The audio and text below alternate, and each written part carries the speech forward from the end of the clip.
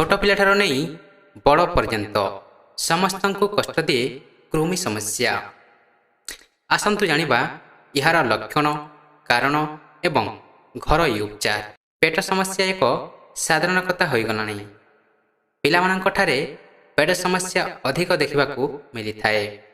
କେବଳ ପିଲା ନୁହେଁ, ବଡ଼ମାନଙ୍କଠାରେ ମଧ୍ୟ ପେଟ ସମସ୍ୟା ଦେଖାଦିଏ।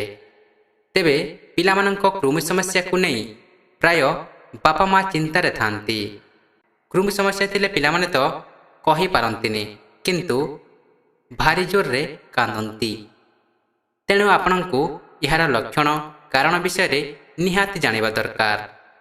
ଆଜି ଆମେ ଆପଣଙ୍କ ପାଇଁ ନେଇ ଆସିଛୁ କୃମି ସମସ୍ୟାର ଘରୋଇ ଉପଚାର। କୃମି ସମସ୍ୟାର ଶାରୀରିକ ଲକ୍ଷଣ।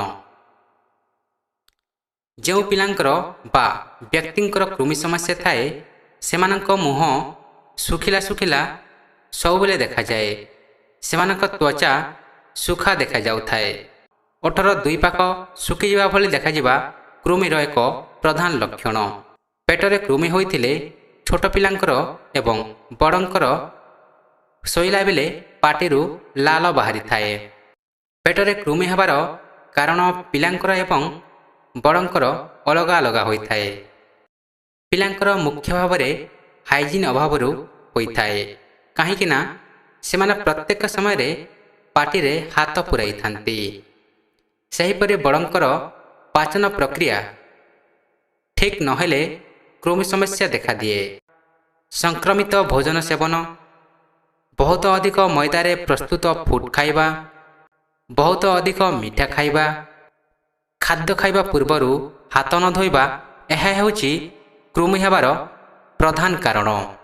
ଆସନ୍ତୁ ଜାଣିବା 3ଟି କୃମି ସମସ୍ୟାର ଘରୋଇ ଉପଚାର। ଜୁଆଣି। ଭୋଜନ କରିବା ପୂର୍ବରୁ ଛୋଟ ଅଧା ଚାମଚ ଜୁଆଣି ମଞ୍ଜିକୁ ପାଣି ସହିତ ଖାଆନ୍ତୁ। ଏମିତି ଦିନରେ 2 ଥର କରନ୍ତୁ ଏବଂ ଲଗାତାର 3 ଦିନ କରନ୍ତୁ। ଏହା ସହିତ ଏହି 3 ଦିନ ଆପଣଙ୍କୁ ମିଠା ଖାଇବା ଅନୁଚିତ। ଜିରାକୁ ଆପଣ ଶୁଖିଲା ତାୱାରେ ଭାଜି ଦିଅନ୍ତୁ।